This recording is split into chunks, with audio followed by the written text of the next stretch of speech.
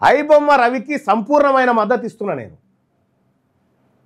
సంపూర్ణమైన మద్దతు. ఎందుకంటే పుణ్యానికి సినిమాలు చూపెట్టిండా, నేను సినిమాలు చూడను కానీ పుణ్యానికి సినిమాలు చూపెట్టిండు. నిజంగా పైసలు సంపాదించాలనుకుంటే వేల సజ్జనార్ గారు ఇప్పుడు ఆ ఏసకాలను పక్కపండి కూర్చుని పెట్టుకొని ప్రెస్ మీట్ పెట్టినావు కదా, ఇంటి దోపిడీ బాధితులు లేకపోతే అత్యాచారానికి గురైన బాధితులను అట్లా కూర్చుని పెట్టానట అన్న ప్రెస్ మీట్ పెట్టినావా నీ ముఖానికి?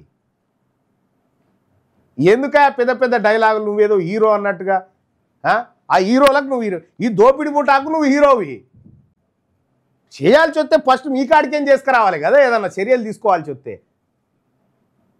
చెంచల్ కూడా జైల్లో ఐబొమ్మ రవిని పెట్టిరు. ఎన్ని రోజులు పెడతారా? మీరు చేసింది సంసారి పనా?